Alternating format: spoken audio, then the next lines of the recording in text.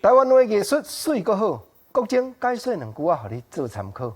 解文说字，讲到南投地，咱想到以早台湾真正是蝴蝶的王国，是世界都看到叶仔伫咧赢飞。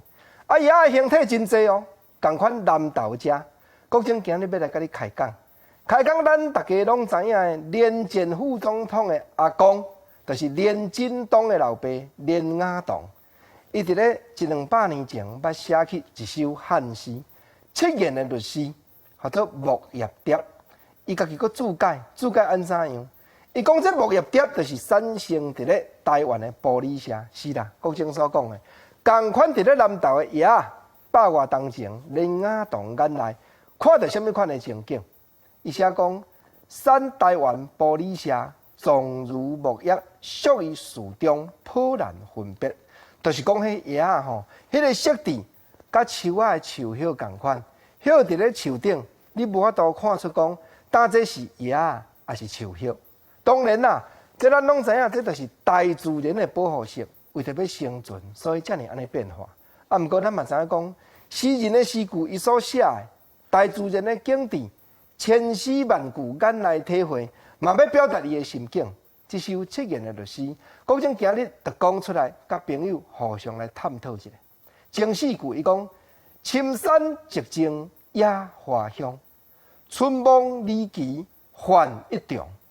俗气难飞未识照，孤枝含苞奈秋霜。这4句意思就是讲，伫咧深山林内，肃静的环境，野花的香味，想着过去。种种的春梦，真离奇，亲像幻梦共款。一场的幻梦，如今我俗气难飞。我搬大杯啦，为着安怎样搬大杯？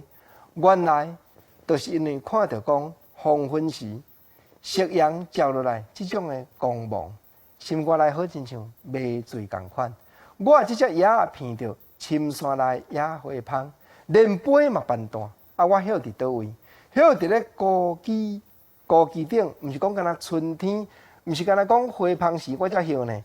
孤枝含苞奈秋霜，我也悠然感觉讲秋天时，共款要晓伫遮。下边4句，连雅堂继续写讲：寄心未盼初香眼，夜色冷雾冷日中，草草生涯消瘦惯。任他风雨四围狂，就是讲我寄身伫咧树丛顶，也无去看讲人对咱是冷眼看待，还是热情对待。共款最后2句，连雅堂虽然咧写木叶蝶，是在咧写家己的心境。伊写讲草草生涯消瘦惯，无论风雨伫咧拍，任他风雨四围狂。是啦，这就是台湾的汉诗迷人的所在，也是国情啊时常伫咧讲。因为连雅堂看到木叶蝶，看到台湾特殊的光景，才有法度写出这个诗句，千丝万句写台湾，内底有写世情，有写山水，有写人生观。